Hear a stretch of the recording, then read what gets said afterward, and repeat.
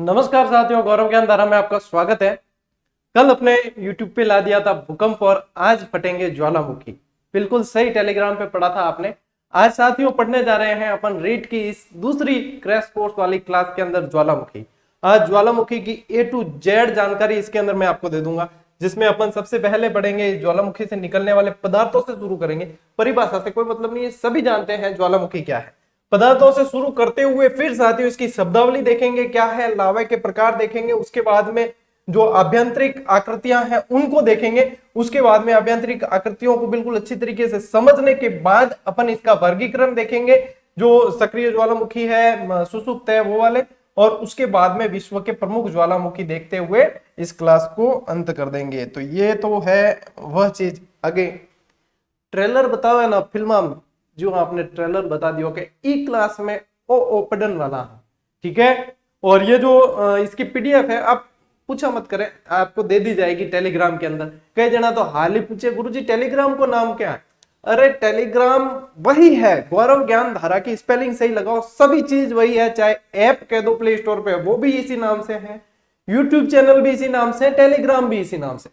किन्ने पूछ लो, काम ही नहीं है, बस डायरेक्ट सर्च करो, ज्वाइन करो, छुट्टी। ठीक है, चलिए साथियों बिना समय को गवाए सीधा शुरू करते हैं। कल की भूकंप वाली क्लास पे आप लोगों ने बहुत सारा प्रेम दिखाया। लगभग 20 घंटे में ही 54-55 हजार विद्यार्थियों के द्वारा उस क्लास को देखकर नोट्स बनाए गए और बहुत अच्छी तैयारी आप लोगों की हो जाएगी, ऐसा मेरा विश्वास है। मैं मेरी तरफ से पूरा एफर्ट इन 40-45 दिन में आपकी पात्रता निकालने के लिए मैं देने वाला हूं। ठीक है साथियों, ज्वालामुखी क्या है? ज्वालामुखी कहते ही सब देखो, सब शब्द को यदि अपन तोड़े तो ज्वाला का मुख, ठीक है, यानी धरती के अंदर जो है क्या है। कई जना कहे गुरुजी लावा है, कौन नहीं लावा? लावा नहीं है धरती के अंदर, धरती के अंदर है मैग्मा।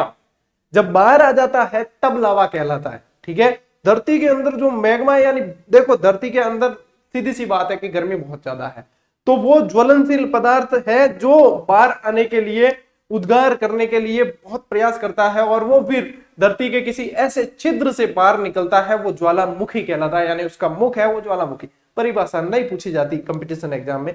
कंपटीशन एग्जाम में आपको सीधे सीधे मैं जब अब जिस पैटर्न पे आपको लेकर जा रहा हूं वो चीजें पूछी जाएगी। तो साथियों सबसे पहले देखें, जो प्रश्न बनते हैं वो ये है कि ज्वालामुखी जब फूटता है तो उससे बाहर क्या चीजें निकलती है। ठीक है, तो 3 अवस्थाएं हैं पदार्थ की, ठीक है, ठोस, द्रव और गैस, तीनों ही अवस्था के अंदर ये चीजें निकलती है। ठीक है, तो ज्वालामुखी से निकलने वाली चीजों में साथियों सबसे पहले अपन देखते हैं गैस। गैस के अंदर देखें साथियों तो जल वाष्प। अब जैसे वाष्प मैंने आपको कल बताया, अभी जैसे समुद्र तल पे कोई दरारें हैं, कोई ब्रंश है ऐसे जिसके माध्यम से पानी अंदर उतर जाता है, जमीन के अंदर, अंदर उतरते ही इतनी गर्मी है वाष्प में बदल जाता है। वाष्प में बदलने से वो प्रयास करता है बाहर आने का। तो सबसे ज्यादा जो गैस के अंदर सबसे ज्यादा जो निकलती है वो 80% के करीब जल वाष्प निकलती है ज्वालामुखी उद्गार के समय। ठीक है, इसके बाद में अन्य गैसें निकलती है जिनमें प्रमुख आपके जैसे carbon dioxide, CO2, nitrogen, sulphur dioxide आदि ये है जो इसके बाद में निकलने वाली गैसों में। यदि आपको पूछा जाए कि गैसीय अवस्था में सबसे ज्यादा ज्वालामुखी उद्गार के समय निकलने वाली चीज कौन सी है, तो आंख मीचर भी थे अगर जल वाष्प करना वाला तो आपने प्रश्न खोटो कौन वेला। ठीक है, गलत नहीं होगा प्रश्न यदि आंख बंद करके भी आप जल वाष्प कर देते हो। हालांकि आंख खुली रख के करना, आंख बंद करके क्या है गोला गर्द भर जाएगा। ठीक है, इसलिए आंख खुली रख के करना, लेकिन जल वाष्प यहाँ पे आपके ध्यान में रखना है। आगे बढ़ते हैं। ठोस सॉलिड अवस्था के अंदर कुछ शब्दावलियां हैं साथियों, इनको मैं बताऊंगा आपको। एक एक चीज जो है अपन याद करते हुए आगे चलेंगे, जिसमें से आपके निकलते हैं टफ, लैपिली, बॉम, ब्रेसिया, स्कोरिया। इनसे प्रश्न बनते हैं, इनसे प्रश्न बनते हैं। परिभाषाओं से प्रश्न नहीं बनते कि ज्वालामुखी किसे कहते हैं, भूकंप किसे कहते हैं, ये प्रश्न नहीं बनते हैं। ठीक है, इसके बाद में साथियों आते हैं द्रव, यानी तरल अवस्था में क्या निकलता है, तो तरल अवस्था में मैग्मा, और मैग्मा ही बाहर आकर कहलाता है लावा। और लावा भी 2 प्रकार का है, अम्लीय और क्षारीय। ठीक है ना, तो इसे भी अपन पढ़ेंगे अच्छी तरीके से, एक एक चीज को क्लियर करके फिर आगे बढ़े। बाकी देखो कंफ्यूजन जो है वो हर व्यक्ति को रहता है, क्योंकि मैं पढ़ा रहा हूं, वो जरूरी नहीं है कि आपने कोई किताब पढ़ रहे हैं उसमें 1-2% इधर उधर चीज करते हैं। हालांकि 98% जो है चीज सेम रहती है, 1-2% कभी छपने में मिस्टेक हो जाती है, कभी कुछ हो जाती है, तो विद्यार्थी परेशान होते हैं। अब जैसे विश्व का सबसे ऊंचा ज्वालामुखी परेशान होते हैं। मैं आपको कारण बताऊंगा कि पहले ये क्यों था, अब ये क्यों है। क्यों आप लोग क्या है, कारण तो जानते नहीं है, बस सामने आया, जो एक किताब आपने पढ़ी है सामने आया, वो बस होने की लकीर है ना।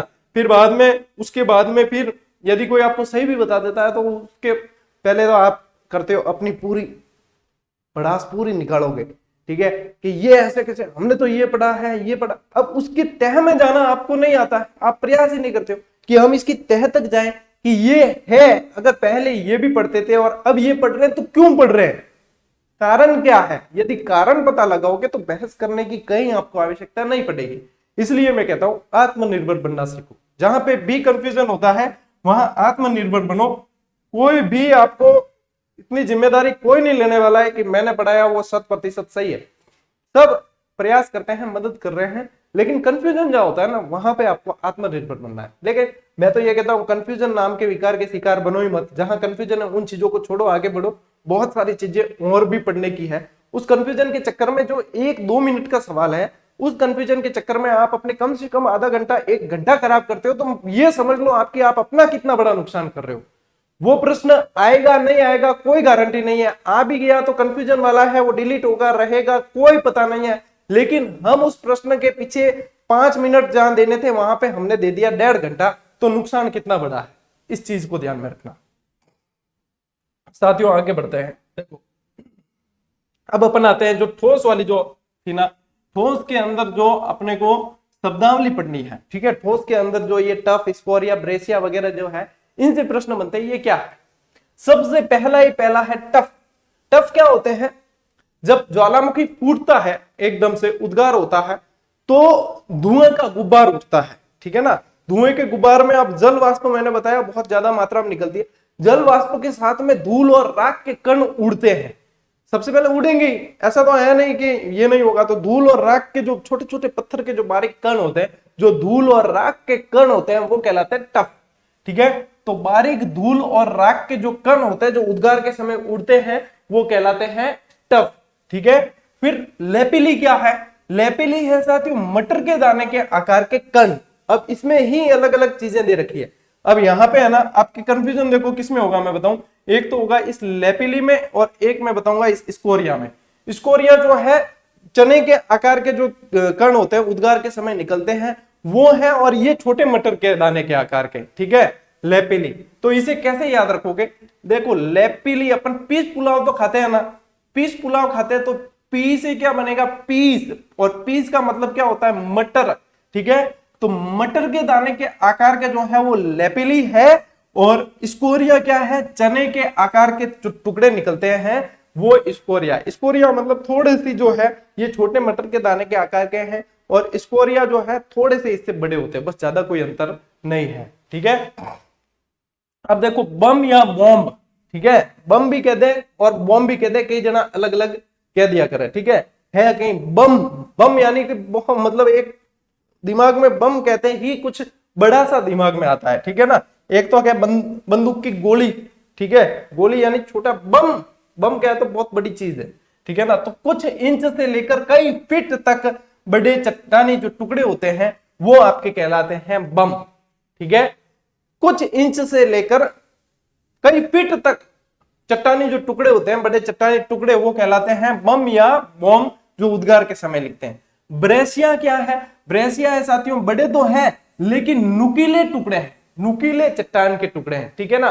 जो अब बम में जरूरी नहीं है कि नुकीले हो, बम यानी कि सारे आ जाएंगे उसके अंदर, और ब्रेसिया स्पेशली नुकीले जो चट्टानी टुकड़े होंगे वो आपके आएंगे ब्रेसिया के अंदर। एक बार वापस देखते हैं, टफ क्या है, सबसे पहले जो निकलेंगे, मतलब सबसे पहले जो जल वाष्प के साथ में धूल और राख के जो कण निकलते हैं वो आपके आते हैं टफ के अंदर। लेपिली यानी पी से पीस, और यानी मटर के दाने के आकार के।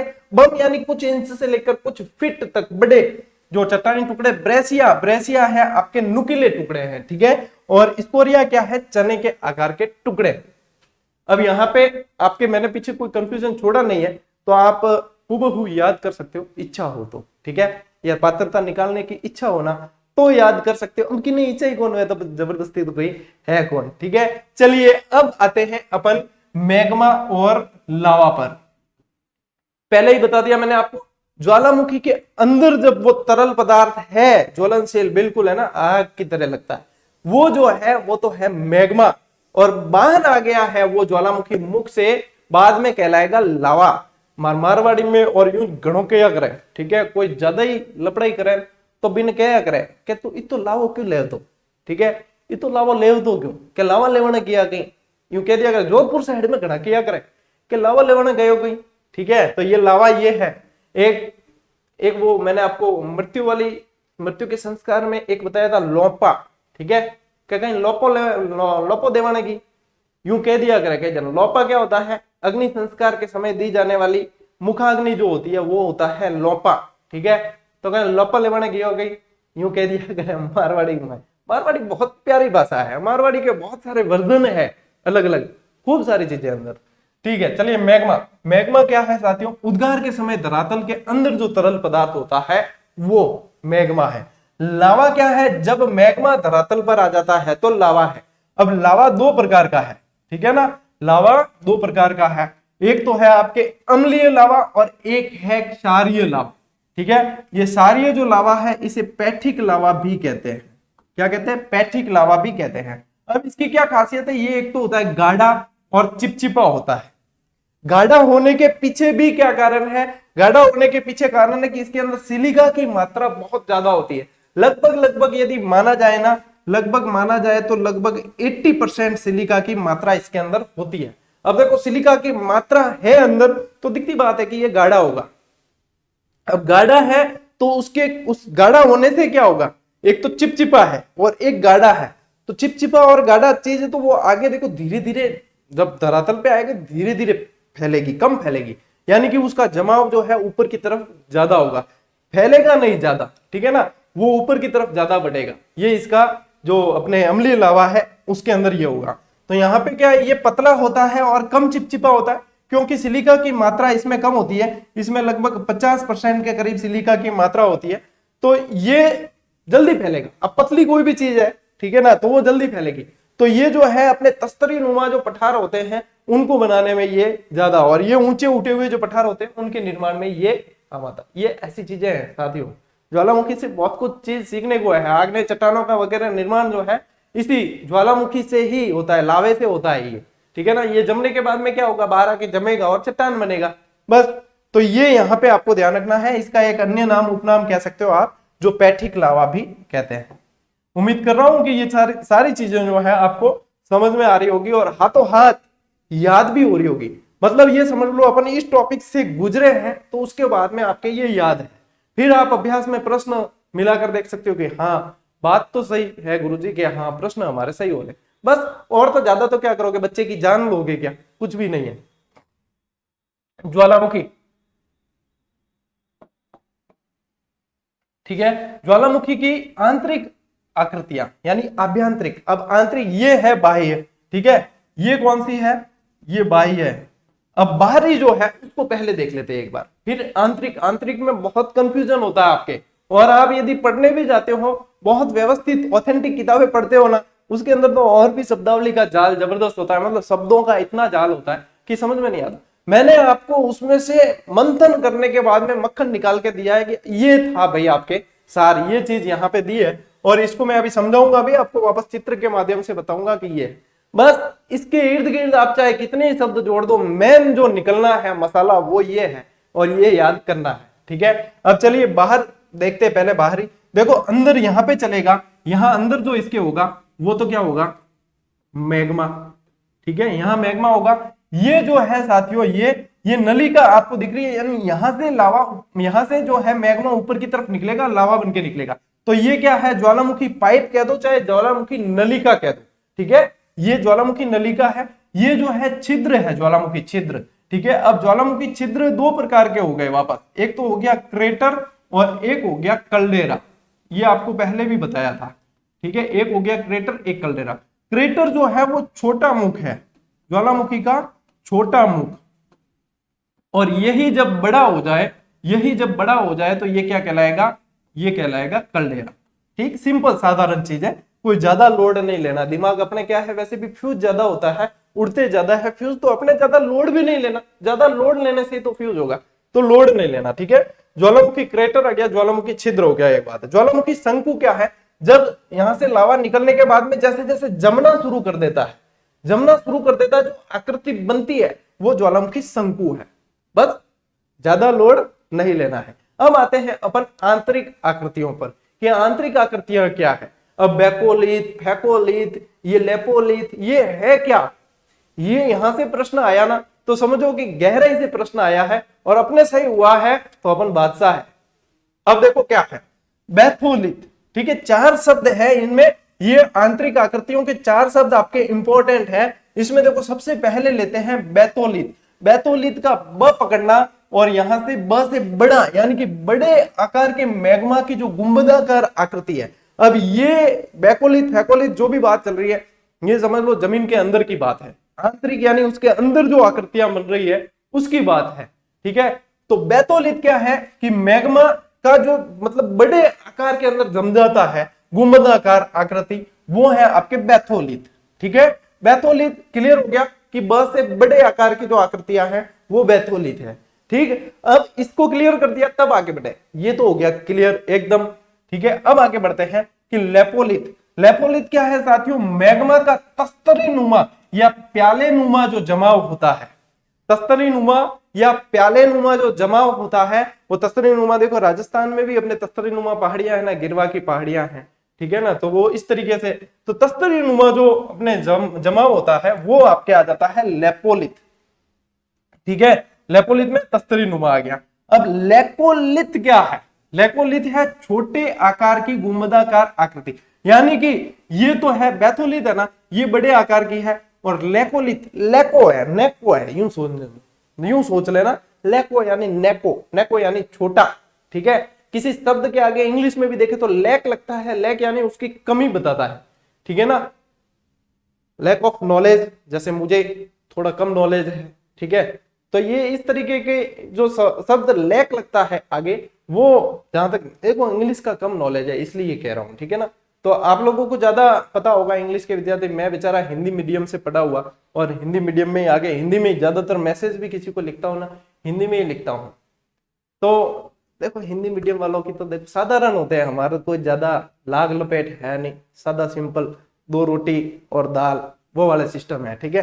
तो यहाँ पे देखो लेकोलिथ जो है, लेको यानी नेको, नेको यानी छोटा, छोटे आकार की गुंबदाकार आकृति ये शब्द है ना, ये मेरे समझाने का तरीका पता नहीं, अब कुछ को पसंद नहीं आता होगा, अधिकांश को तो आ जाता है, लेकिन ये शब्द है ना, ये प्रश्न पर अभ्यास करोगे तब आपको समझ में आएगा कि हाँ यार, लेको यानी नेको, नेको यानी छोटा, छोटे आकार की जो आकृति बताई सर ने, हाँ यार हमारे सही हो गया यार। और बैकोलिथ, बैथोलिथ, बैथो यानी ब से बड़ा बताया था और हमारे सही हो रहा है, ठीक है। फैकोलिथ, फैकोलिथ यानी मैग्मा का लहरदार जमाव, ठीक है ना, लहरदार जमाव, और ये जो ऊपर उठता है फिर नीचे, तो ऊपर उठता है नीचे उठता है, ये वलन का निर्माण करते हैं, ठीक है। लहरदार जमाव जो होता है मैग्मा का वो आता है फैकोलिथ, ठीक है, लहरदार जमाव आता है फैकोलिथ। तो यहां से समझ में आ गया, बैथोलिथ बड़े आकार की चट्टान है, लेपोलिथ यानी तस्तरी नुमा प्याले नुमा जमाव, लेपोलिथ लेको यानी नेको, नेको यानी छोटा, छोटे आकार की गुंबदाकार आकृति, फैकोलिथ यानी लहरदार। क्लियर है, आगे बढ़ते हैं। सील, सील क्या है कि मैग्मा का क्षैतिजीय जमाव, मैग्मा जब क्षैतिजीय यानी इस तरीके से ऊर्ध्वाधर होता है ऐसे स्तंभाकार, ठीक है, सील यानी इस तरीके से, और सील मतलब जो है पतला जमाव होता है, और यही जब बहुत ज्यादा मतलब एक बढ़िया सी ऐसे लंबा, एक तो आकृति भी ज्यादा बड़े और जैसे ज्यादा जमाव होने लग जाता है तो वो शीट में बदल जाता है, सील और सीट, ठीक है। तो ये तो आ गया क्षैतिजीय जमाव, कुल मिला के याद रखना क्षैतिजीय जमाव। डाइक, डाइक जो है साथियों लंबावत, ठीक है ना, डाइक क्या है लंबवत, इसका विपरीत सील या सीट है क्षैतिजीय, डाइक है लंबवत, ठीक है। तो ये लंबवत या स्तंभनुमा जमाव है जो जमीन के अंदर, ठीक है ना, और यही बेटा जमीन के बाहर आ जाता है, ठीक है, ये डाइक जो है जमीन के बाहर आ जाता है तो ये कहलाता है स्टॉक। जब डाइक धरातल पर आ जाते हैं तो कहलाते हैं स्टॉक, जब डाइक धरातल पर आ जाते हैं तो क्या कहलाते हैं, स्टॉक कहलाते हैं। अब आते हैं अपन इसके ही चित्र पर कि अब यहां पे समझते हैं, ठीक है। अब बैको, लेको, लेको यानी नेको, नेको यानी छोटा अपन ने कर लिया। अब आते हैं अपन यहाँ पे, अब इसको समझते हैं। यहाँ पे कौन सी पेन आपको बढ़िया दिखेगी, किस तरीके की? यहाँ तो सारा मिक्स कलर है, मेरे ख्याल से ब्लैक ले लेता हूँ, ब्लैक ज्यादा ठीक दिखेगी, या ग्रीन ले लेते हैं, ग्रीन दिखेगी, हाँ ठीक है। देखो एक्सपेरिमेंट करने पड़ते हैं, मैं यहाँ पे करूं भी और आपको दिखे भी नहीं, फिर मतलब क्या निकले। तो यहाँ पे साथियों अब देखना, सबसे पहले अपन देखते हैं बैथोलिथ। ये देखो ब यानी कि क्या है, ब यानी बड़ा, ठीक है। तो ये आप देख पा रहे हो इतना यहाँ पे, यानी कि बड़ी गुंबदाकार आकृति, तो ये आपके मैग्मा की बड़ी गुंबदाकार आकृति बैथोलिथ, सही बताया था ना, ठीक है। लेको लेको यानी छोटा छोटा, ठीक है, ये छोटा छोटा देखो, लेको लेको यानी नेको नेको यानी छोटा, तो ये छोटी देखो गुंबदाकार छोटी आकृति क्या है, लेकोलिथ है। आज यदि समझ में नहीं आया ना ज्वालामुखी पन्ना गाइड में है ना, पिंट हो गया ना, आगे बढ़ना है, क्योंकि बाद में कभी समझ में आवेला भी नहीं, यदि आज समझ में नहीं आया तो, ठीक है। तो लेकोलिथ आ गया आपके, ठीक है। अब देखो लेपोलिथ, अब लेपोलिथ में एक बार मैं आपको वापस लेकर चलता हूं इधर, ठीक है, ताकि आपके दिमाग में रहे। अभी अपन ने क्लियर कर दिया बैथोलिथ और लेकोलिथ। अब लेपोलिथ, लेपोलिथ में क्या पढ़ा है अपने, तस्तरी नुमा प्याले नुमा, ठीक है। अब देखो वापस आते हैं इस चित्र पे, ये लेपोलिथ, ठीक है। लेपोलिथ नहीं, एक सेकंड,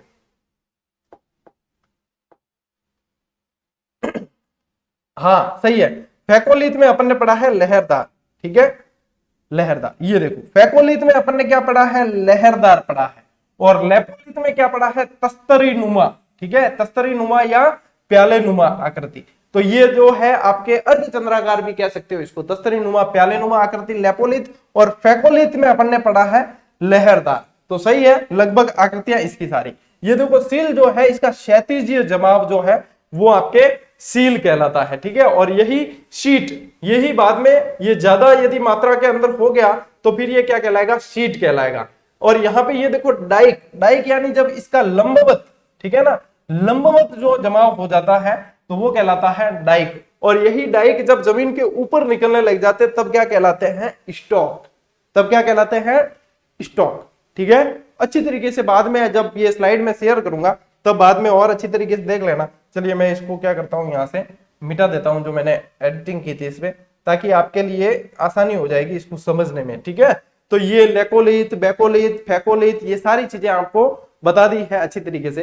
तो मेरे ख्याल से अब आप कंफ्यूज नहीं होंगे, ठीक।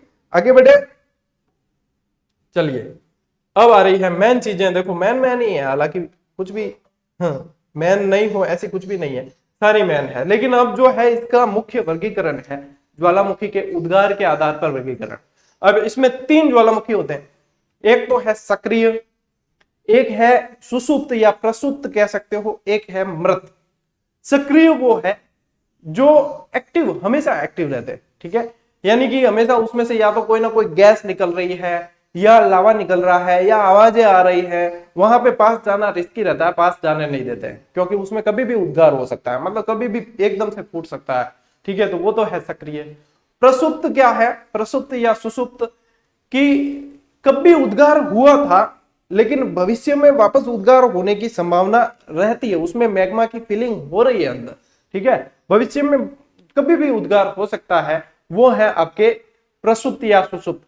मृत ज्वालामुखी की पहले कभी हुए होंगे उद्गार, लेकिन भविष्य में न तो होंगे न निकट जो है कभी हुए नहीं, बहुत समय पहले हुए, न तो अभी काफी समय से हुआ है इसमें उद्गार, और न निकट भविष्य में कभी होगा। मैं एक फोटो यहाँ पे आपको बताना चाहूंगा, ये देखिए। तो यहाँ पे ये क्या है कि ये पूरी तरीके से हमेशा ही सक्रिय रहता है, सक्रिय ज्वालामुखी है। ये प्रसुप्त या सुसुप्त है जिसके अंदर मैग्मा की फीलिंग चल रही है, तो ये कभी भी भर के फूट सकता है। और यहाँ पे इसके अंदर मतलब ये भरता ही नहीं है, इनएक्टिव है, यानी कि ये निष्क्रिय है, मृत है, इसके अंदर मैग्मा की फीलिंग ही नहीं होती है, भरता ही नहीं है, तो फिर इसके फूटने के चांसेस भी नहीं रहते हैं, ये मृत ज्वालामुखी के अंदर आते हैं, ठीक है। चलिए तो अब यहाँ पे अपन देखते हैं इसको अच्छी तरीके। सक्रिय ज्वालामुखी समय समय पर उद्गार होते रहते हैं। वर्तमान में इनकी संख्या साथियों 500 भी प्लस है, ठीक है, 500 से भी अधिक है सक्रिय ज्वालामुखी की संख्या। यदि उदाहरण देखें तो क्रोटोपैक्सी हो गया इक्वेडोर का, ठीक है ना, माउंट एटना हो गया अपने इटली वाला, माउंट इरेबस अंटार्कटिका वाला हो गया, बैरन अपने अंडमान निकोबार के अंदर है, ये हो गए। तो ये सक्रिय ज्वालामुखी बहुत सारे, अपन ज्यादातर उदाहरण देखेंगे तो वो सक्रिय ज्वालामुखियों के ही अपन देखेंगे, ठीक है ना। माउंट एटना तो बहुत प्राचीन है, माउंट एटना तो सबसे प्राचीन ज्वालामुखी है। सुसुप्त ज्वालामुखी के अंदर साथियों देखें तो वे ज्वालामुखी जो कई वर्षों से सक्रिय नहीं है लेकिन भविष्य में उद्गार इनमें हो सकता है, तो वो आ जाएंगे आपके सुसुप्त या प्रसुप्त ज्वालामुखी के अंदर, ठीक है। जैसे फ्यूजियामा जापान। अब यहाँ पे आपको ज्वालामुखी के मतलब नाम सीधे स्थान से पूछते हैं, प्रश्न यहाँ से बनेंगे, मैं आपको सारे बता दूंगा अभी।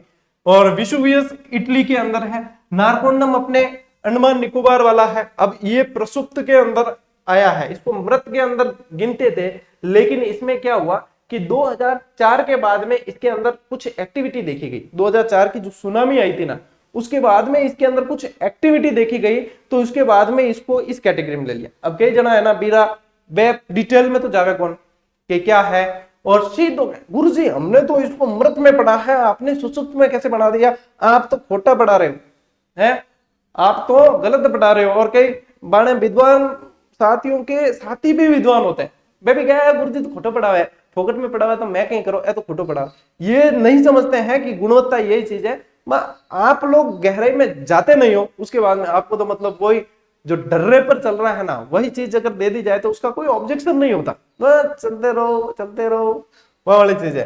तो यहाँ पे ये मैंने आपको बता दिया है कि इसको सुसुप्त में क्यों लिया गया है, ठीक है। क्राकाटोआ इंडोनेशिया का, ये सारे के सारे आ जाते हैं सुसुप्त के अंदर। मृत ज्वालामुखी जिसमें काफी समय से उद्गार नहीं हुआ है और भविष्य में भी होने की संभावना नहीं है, पूतो न भविष्यति। जैसे कोह सुल्तान और देवबंद ईरान, मोस्ट इंपोर्टेंट ये प्रश्न बनते हैं। किलिमंजारो तंजानिया का, एकांकागुआ एंडीज पर्वत श्रेणी के अंदर आ जाता है दक्षिण अमेरिका, माउंट पोपा म्यांमार का। ये मृत ज्वालामुखी कम है संख्या में लेकिन इंपॉर्टेंट है याद करने के हिसाब से, ठीक है ना। तो ये अच्छी तरीके से याद कर लेना। अब आ जाते हैं अपन विश्व के प्रमुख ज्वालामुखी, यहां से प्रश्न बनते हैं साथियों, ठीक है। इजी मत लेना, हर एक शब्द इंपॉर्टेंट है। मैं तो ये कहता हूं आप यदि 10 सेकंड का स्किप मारते हो ना तो वहां पे भी क्या पता एक प्रश्न छूट जाएगा जो कि एग्जाम में आ जाएगा, उसके बाद में मैं कहूंगा कि ये मैंने बताया था ठीक है। चलिए यासूर जो है साथियों लगभग 800 साल से सक्रिय है, ताना द्वीप पर है। माउंट एटना की खासियत यह है कि ये सबसे प्राचीन ज्वालामुखी है, सबसे पुराना ज्वालामुखी माउंट एटना इटली का, और इटली में भी कहां है, सिसिली द्वीप पर।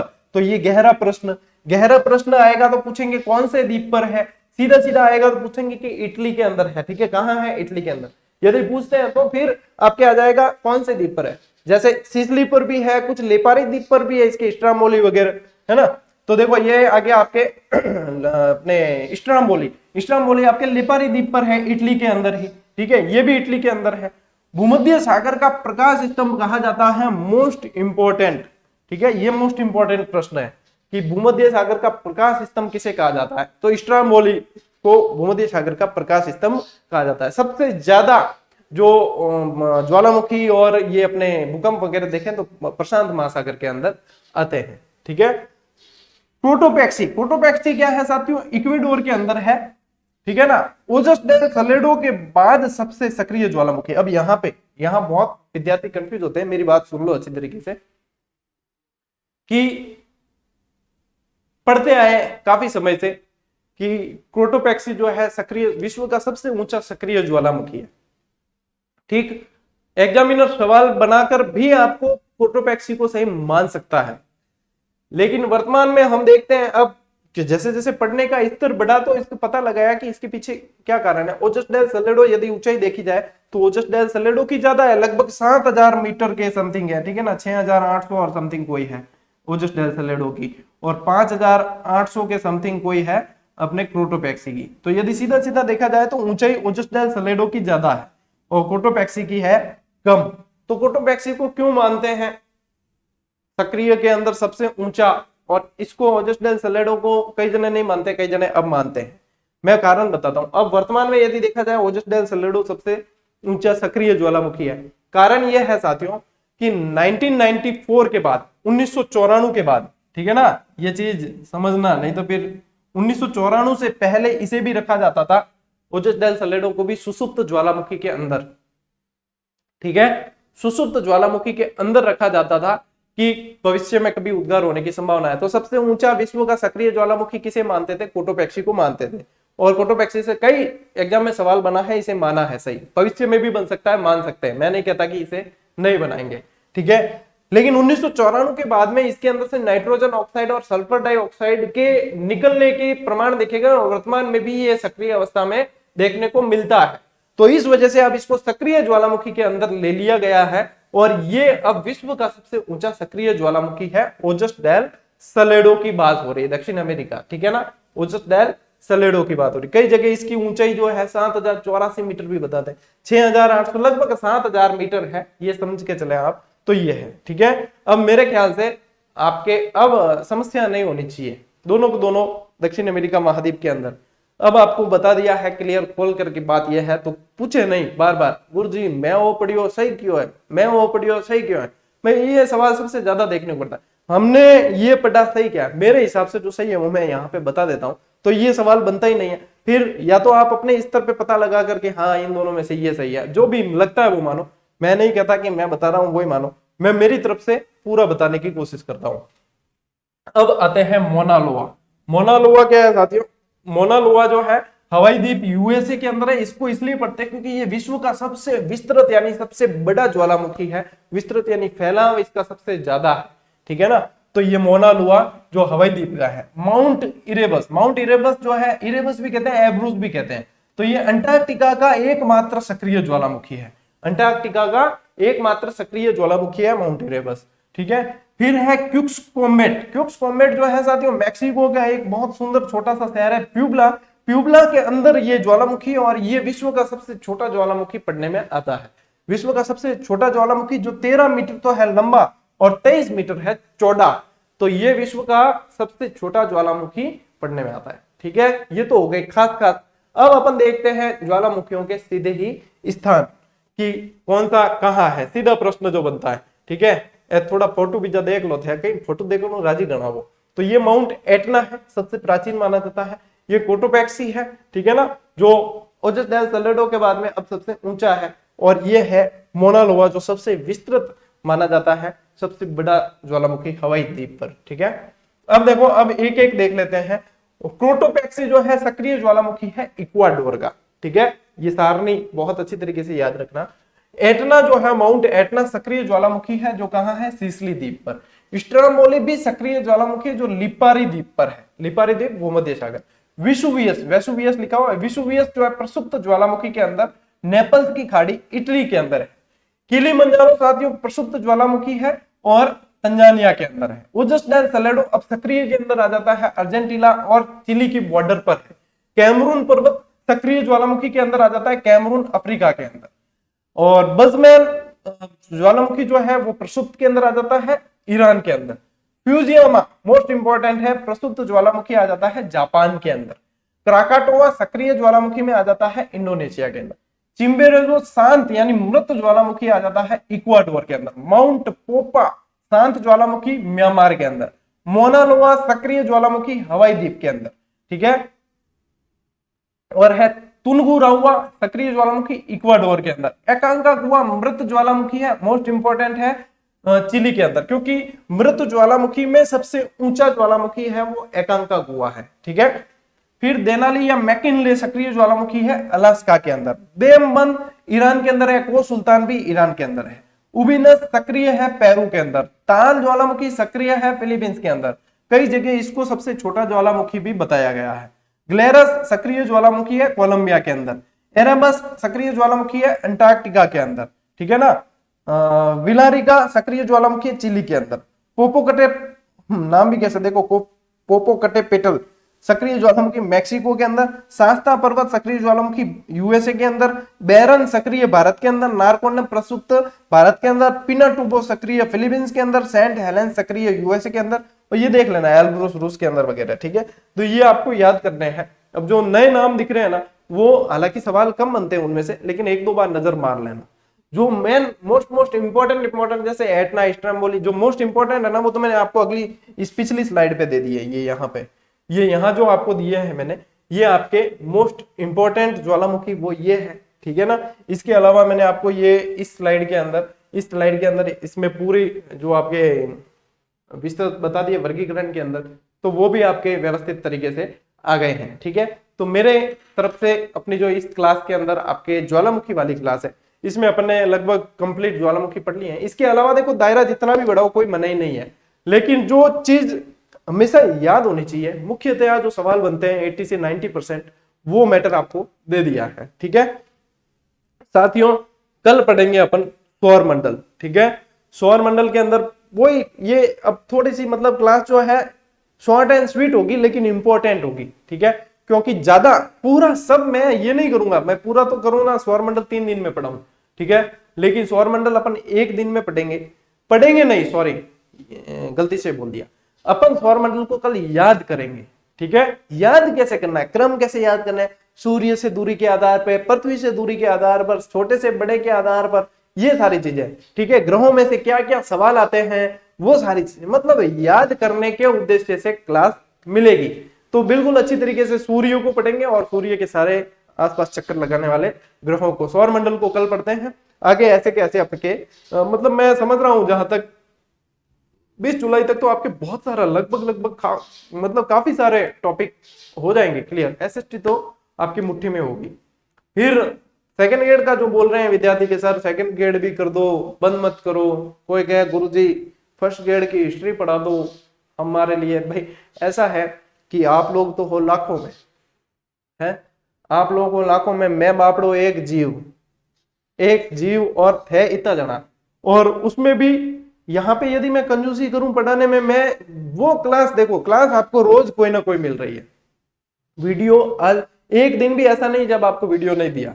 ठीक है, लेकिन उस वीडियो में यदि मैं पूरा एफर्ट नहीं डालूं तो मैं खुद संतुष्ट नहीं होता। मैं पूरे दिन मतलब क्या मारवाड़ी में क्या जीव खनखन करे, पूरा दिन जीव खनखन करे कि यार मैंने पूरा मतलब मेरी 100% नहीं दिया इस क्लास के अंदर। तो वहां पे मैं तब तक उस क्लास को नहीं देता हूं जब तक मैं 100% नहीं दे सकता। 75% सेकंड ग्रेड के अंदर करवा चुका हूं, उसको रिवाइज करो, अपना सब्जेक्ट तैयार करो। और रीड आप भी दे रहे हो भाई, रीड आप भी दे रहे हो, पढ़ लो, रीड को हल्के में मत लेना। ये 1-1.25 महीना जो है रीड को दे दो, उसके बाद में 6 महीने बाद है आपकी सेकंड ग्रेड। और जो 25% या 30% बाकी है वो भी करवाना तो है, वो करवा दूंगा। और उसके अलावा आपको सब्जेक्ट भी तो तैयार करना है, वो कर दो। मैंने तो मेरा काम लगभग कर दिया है, 75% पढ़ा दिया। हम हाथ खड़ा भी कर दूं उनके, मैं कौन पढ़ाऊं, तो भी थे निकाल सको। ठीक है, जीके में उतने नंबर ला सकते हो जितने आपको लाने चाहिए।